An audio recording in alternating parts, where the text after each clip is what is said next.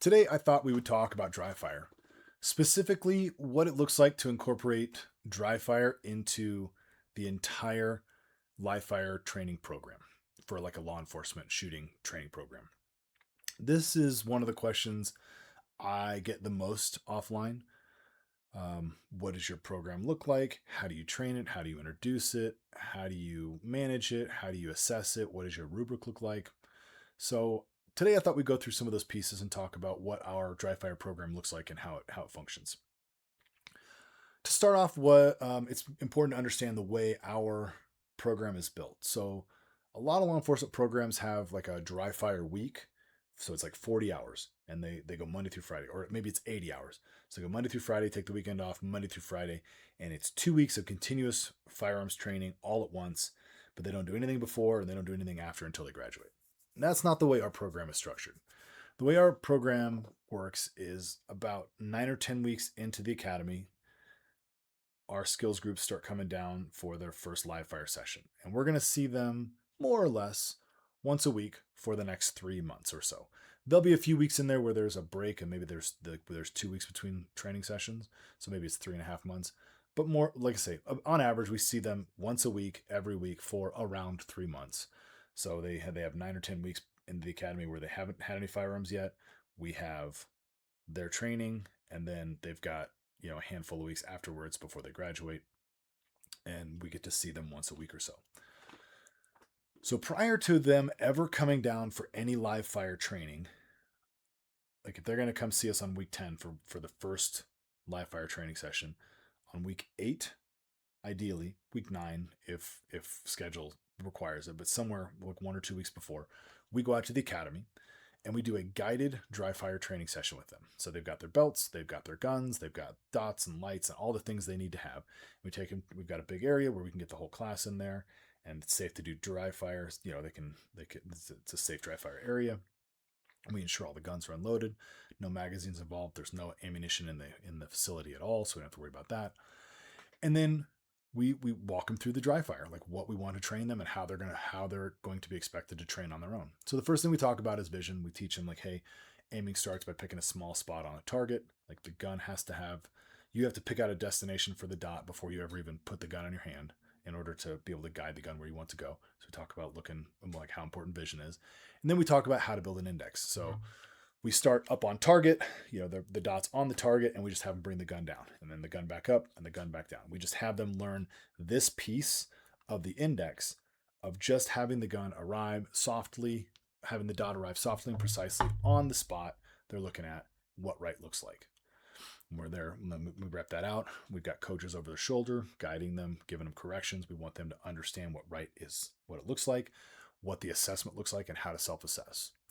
So once we've got that piece of the index built, then we move on to the draw. We teach them the different pieces of the draw, defeating the retention, getting hands on the gun early, and then it's just the same stuff we've trained already. Where once I've got my grip built, then it's just bringing the dot up softly and precisely to where I'm looking, and assessing after each rep. Did the dot arrive the way I wanted it to? Do I have the grip pressures that I want? Did my hands land in the same place that I want them to every time? Is my grip consistent?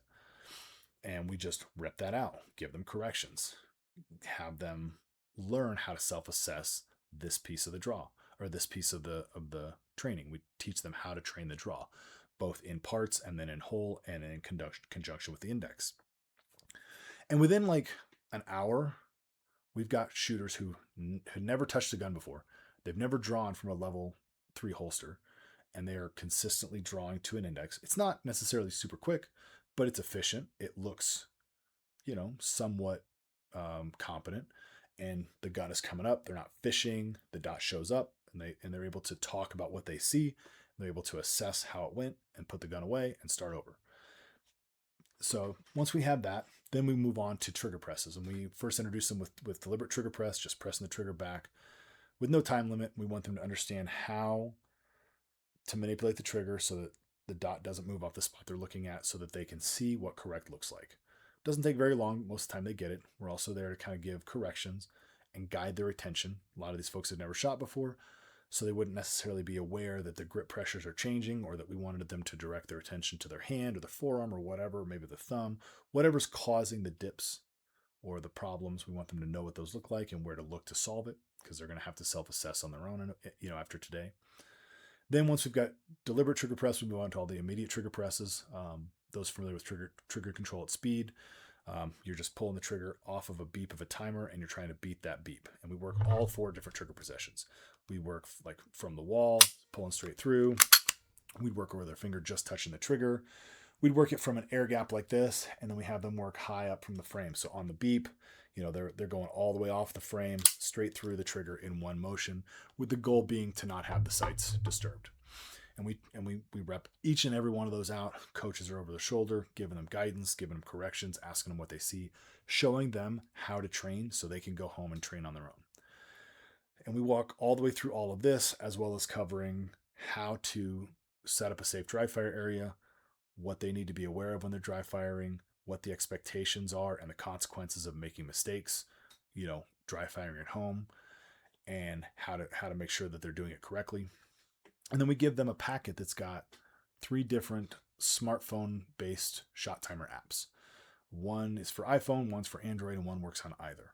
Because I know they're not going to go out and buy a $140 timer. It's just not going to happen. But every one of those kids has got 2 phones. They've all got a personal and they've all got a work phone. So there's no excuse for them not to have a timer. We've shown them how to use a timer. We've shown them how to train. We've shown them how to assess what wrong looks like, what right looks like, how to assess those things and make corrections. Then we talk about the expectations. You're expected to do this every day for 5 to 10 minutes until you come back to us on the first, for your first live fire session. When you arrive, what we expect you to be able to do is to efficiently defeat all the retentions in your holster, draw to an index without any fishing. We also expect you to be able to pull the trigger straight through without having the dot or the muzzle dip or move at all. And we expect you to understand at least the concept of how to pull the trigger immediately without having the sights be disturbed. Even if they can't quite manage it with all the trigger positions yet, what we'd like to see is that they can at least do the training and then self-assess what they see and maybe offer some ideas on corrections. Even if they can't do it perfectly yet, that's okay. And what we've seen so far is that essentially almost all of them show up being able to draw to an index without fishing for the dot. Almost all of them can do a deliberate trigger press with no issues. A good portion of them can do like an immediate trigger press from some of the easier trigger positions. Almost all of them can assess it and tell us what went wrong. They've got an understanding of how to train it, and it really cuts down on our dead time on the first day of trying to get through all of those things. So that's been a nice benefit. One of the questions I've had is, hey, do you worry about them building bad habits? Do you worry about them digging a hole that you then have to fix on day one when they actually come down for live fire? And we had the same question when we first instituted this. And what we have found is it doesn't work out that way. Essentially, everybody who does anything with their gun is in a better place than if they left it in the box or left it in the safe and it sat there for 2 weeks and they didn't do anything and they showed up on day one. Even if they trained wrong, they've at least got the gun in their hands. They're familiar with it. Like they can lock the gun back. They can send the slide forward. They've manipulated it so they're not afraid of it. They're familiar with how it is in their hands. They're familiar with how to get it in and out of the holster. So even if they trained wrong, which most of them don't, they're still better off than if they had not touched it at all. And there really haven't been any catastrophes that we've really had to dig out. Everyone's better off having done some amount of fiddling, holding, manipulating, training with the gun than none. So the whole idea that we've got this big problem, they've trained wrong for 2 whole weeks and now we're starting from less than 0, just really hasn't panned out. It doesn't work that way. So that's what happens prior to them ever arriving for their first live fire shots downrange. From there, every week they show up, every live fire session starts with about 10 minutes of dry fire warm up. And depending on where that is in the program, depends on what we train. But we'll, on a par time, like on day one, on a par time, we have them do our draws. And it's a very generous draw time. But, we might set up like 2.5 seconds, something like that. But we have them draw to an index. And the coaches are over the shoulder, critiquing what they see, offering them guidance, giving them some corrections, some ideas, some things to look for, some ideas on where they might want to make corrections. So we might train the draw, then we might train the trigger pulls on day one. Later in the program, we might train reloads or Burkett reloads if we're going to do partials. We might train transitions or malfunctions, all those types of things. And the idea is that those 10 minutes of dry fire are structured in the way that I would dry fire that skill at home. So we are showing them this is how you train this skill correctly. So that when they get dry fire homework, they don't have to build a way to train it. They're like, oh, I do what we did. Here's how we work the timer, or here's how we use the timer, or don't use a timer, because not everything needs a timer. But for things like draws where we're driving down the par time, we'll do several reps and I'll tell them like, hey, that was 2 seconds. Everybody's getting it. We're now going to drop the par time by 0.1 or 0.2 seconds. And we go again and we explain to them, you would keep doing this until you got to a time that you struggled with. And then you would stay at that time. You wouldn't slow down. You would stay there and keep training until you figure that time out. Then you drop the time again. And that's how you work speed up on those gun handling type skill pieces. So we're essentially giving them all the notes on like, here's how you train the skills at home on your own. We're showing you how to do it. This is the expectation. And we straight up tell them that. We're giving you all the answers on how to train these skills. This is the way to dry fire. Go home and do these things. We also incorporate a lot of dry fire and air gunning and visualization into our drills, especially when the drills start to get more complex. So we introduce the concept of visualization pretty early. We'll literally have them stand on the line, close their eyes, and visualize. And I encourage air gunning along with it. If you've ever seen a make ready for them like USPSA or IPSC, where the shooters got their eyes closed, and they're going through the whole thing, and then they load, and they're air gunning like the reload and the air gunning all the different things, and they just look like they're being super silly and miming their way through. That visualization process is actually super important. It sets a plan, kind of like a grocery list of a plan in place for how things are supposed to go. And then when it's time to execute, instead of having to think your way through it, you just check things off the list as you go down. We've done this with recruits, and we've seen in like first runs on drills that they've not done before absolutely skyrocket. Like the performance goes way up. It's like they've had training on it already simply by visualizing it. So we show them how to visualize. We talk through air gunning. We talk through we'll dry fire certain drills so that they understand how those drills work. It also helps us save time and in some cases ammunition on things that are complex. Anybody who's ever tried bar hop knows that if you jump right into doing it live, the footwork gets all messed up. So a lot of times it's easier to dry fire it and work out those kinks ahead of time. We do that on a lot of drills. The added benefit is we also show them, hey, this drill can be done without ammunition. So it is now a valid training tool for you to use at home. It's not just a live fire, not just a live fire drill. Then at the end of every session, they get dry fire homework, a few skills that we learned today that you need or that you have to go home and train. And the expectation is you will dry fire 5 to 10 minutes every day until you come back next week on these skills. Early on, the skills are very rudimentary. They're very foundational. Things like trigger press, draws, index, transitions.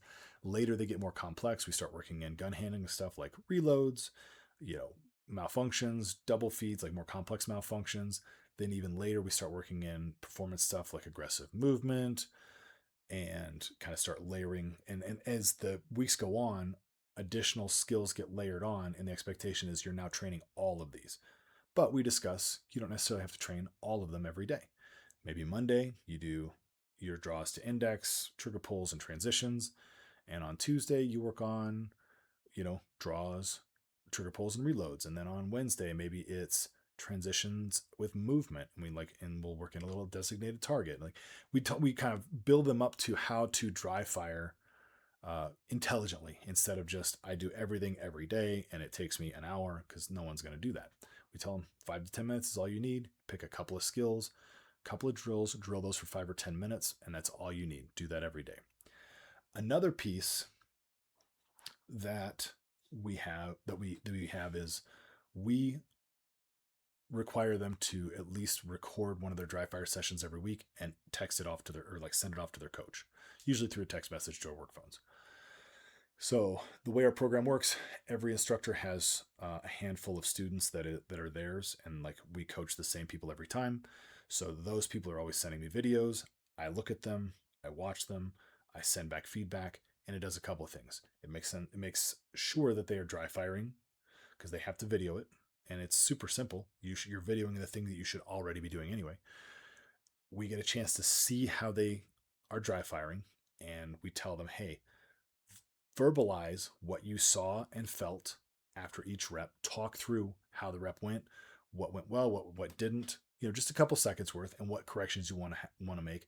That way, we can hear what they're thinking as they're training, and then we can kind of guide their training more than just once a week. We can kind of see them in the middle, like, hey, maybe fix this. And if they're wildly off track, we can put them on track so that week's dry fire is productive. I tell my people, you're only required to do one a week, but if you want to send me a video every day or 2 videos every day, I will coach you every day. And I have some students who send videos almost every day. Like, they're super into it, and I am happy to meet them where they at the participation level that they want to participate at. If they want coaching every day, I will give them coaching every day. And the people who engage that way, like, their learning curve outpaces everyone. It's really about how hard they want to work. So they have dry fire homework. Now, the next week when they come back after that dry fire homework, the first thing we do, even before the dry fire warm up, the first thing we do is we assess the skills that they were given the week before. We've got a rubric. Every coach grabs their students and then they pull them out of their group one at a time, take them up, and we have them walk through those skills one at a time. We've got a rubric with a score, and we rate them on the score on how well they perform the skills or how well they're performing whatever it is we're expecting. Early on in the program, the first few weeks, it's not really about how well they do it. It's about how well they understand how to self-assess and make corrections. It doesn't have to be perfect, but we're assessing their ability to train themselves. More toward the middle of the program, it focuses more on gun handling pieces. How well do they reload the gun? All the different kinds of reloads, whether it's a reload with retention, a slide lock reload, a speed reload with a slide forward, whatever. Also malfunctions, whether it's a fail to fire or a stovepipe, double feed, like we have to work through all those pieces. And we've got rubrics with different point values based on what pieces they hit or miss, and we assess all that. Later in the program, it's more performance-based, so we might give them par times drawing to an index or doing a reload on a par time, like more performance skills-based stuff to keep them continually improving and pushing, but now it's on a par time. And we assess all of that. And those points are recorded and they go into their grade. And where I work, all of the assessments, all of the grades, even at the academy, like the law tests and the PT tests and like all of the metrics and assessments that they're assessed on all go to a big aggregate score.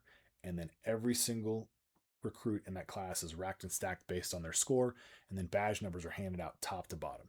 So the higher your badge number, the more seniority you have for things like shift bid, vacation bid, days off bid. So scores in the academy count, and they matter because it determines badge number, which will determine your seniority forever as far as like within the people in your class. People graduated before you, they've got more seniority, but within your class, you have seniority based on how well you performed. So we make it matter.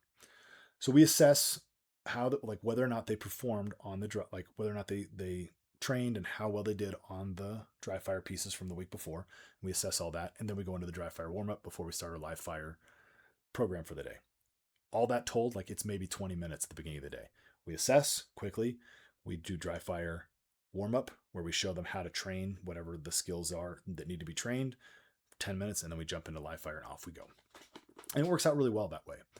And we have seen a big improvement in not only skill development, but skill retention. That stuff sticks with them a lot more because they're not just touching it once a week for 12 months or 12 weeks for 3 months. We take that 12 weeks of training and we stretch it out, and it feels more like 6 months or a year because they're touching it every day for 5 or 10 minutes for 3.5 months. And by the end of the program, they've essentially been trained on how to dry fire all of the requisite skills. And so they can continue to improve and continue to maintain or improve their skills at home on their own with only 5 or 10 minutes a day, a couple times a week. And they can keep doing this because they've been handed all the tools. The last thing that this dry fire piece does for us, it's not glamorous. It's not what anybody wants to talk about, but really helps us to determine. It's like a litmus test. It helps us to determine if a student that is struggling, are they struggling because they're not understanding the concepts but they're working hard, or are they struggling because they're not motivated and they're not doing the work? Because as we're scoring these things, we can see this person is clearly not working at home based on the way they talk about what they're seeing, based on the way they're performing in these dry fire tests first thing every day, each week. I can tell they're not doing the training on their own. So not only do they not get the points, but that goes in kind of our training notes long term of like not training, not doing the work that's been assigned. They are not availing themselves to the help that they want. They're not sending videos to their coach, to their technician that is coaching them. They are not doing the work outside of the training sessions that they are mandated to be at, and they are failing because of it. And so later, when it comes time to set up a remedial lap for performance or possibly look at recycling or separation, termination, that type of thing, it's just additional information that can go into kind of the packet. Anybody who's ever had to manage performance improvements or termination pieces for, existing or new hire officers and those that like that whole thing, the amount of documentation you have is pretty critical. So this is just another pillar in that documentation piece of, are they doing the work? And we just need to figure out a way to make it all make sense for them. Or is this somebody who isn't even working? Like they're not even doing the work. They're just failing because they either don't want to be here or like we can't want it for them. They've got to do the work. So it helps us separate out who's who. And then for those that just aren't interested, like they're not doing the work, they're just coasting. Well, it just allows additional documentation for when the time comes for us to do what we need to do. So that's kind of the way our dry fire program is built up and the way it flows through the whole program. If you've got any additional questions about it, drop them down below. But yeah, I hope that helps. Take care.